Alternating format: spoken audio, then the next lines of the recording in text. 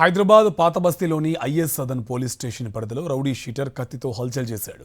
ఇతనిపై హత్యాయత్నం, బంగారం చోరీ, చైన్ స్నాచింగ్ కేసులున్నాయి. గంజాయి పుచ్చుకున్న నసీర్ కత్తితో హల్చల్ చేశాడు.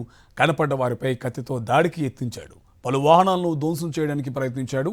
పోలీసులు రావడంతో నసీర్ అక్కడి నుంచి పారిపోయాడు.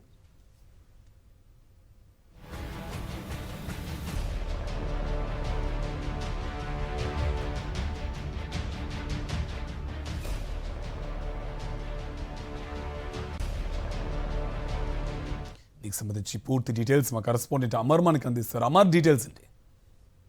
కార్తిక్, హైదరాబాద్ నడి వీధుల్లో రోడ్డుపైన కత్తులతో రౌడీ షీటర్ నజీర్ హల్చల్ చేశారు. ఐఎస్ సదన్ పోలీస్ స్టేషన్ పరిధిలోని నెహ్రూ నగర్ కాలనీలో అర్ధరాత్రి సమయాన ఈ ఘటన చోటు చేసుకుంది. రౌడీ షీటర్ నజీర్ కనబడ్డ వారిపై కత్తితో దాడికి యత్నించారు. పదునైన పెద్ద కత్తిని తీసుకుని చుట్టుపక్కల వారి ఎవరైతే వస్తున్న వారు ఉంటారో వారందరిపైన కూడా హత్యాయత్నానికి అయితే పాల్పడ్డాడు. పలు వాహనాలు కూడా ఈ దాడిలో ధ్వంసమయ్యాయి. అయితే రౌడీ షీటర్ నజీర్ గంజాయి మత్తులో ఉన్నట్లుగా తెలుస్తుంది. చుట్టుపక్కల వారు ఎవరు కూడా అతను కత్తితో ఈ రోడ్డుపై తిరుగుతున్నా కూడా ఎవరు కూడా ఆపే పరిస్థితి అయితే లేదు. ఎందుకంటే చేతిలో ఉన్నటువంటి కత్తిని అందరిపై దురుసుగా ప్రవర్తిస్తూ అందరినీ చంపే యత్నం అయితే చేశారు. అయితే ఈ ఘటనకు సంబంధించి పోలీసులకు సమాచారం అందించడం, ఐఎస్ సదన్ పోలీసులు ఘటనా స్థలానికి చేరుకోగానే వెంటనే రౌడీ షీటర్ నజీర్ అక్కడి నుంచే పారిపోయారు. నజీర్ కోసం ప్రస్తుతం పోలీసులు అయితే పరారీలో ఉండగా పోలీసులు ప్రస్తుతం నజీర్ కోసం గాలింపు చర్యలు అయితే చేశారు.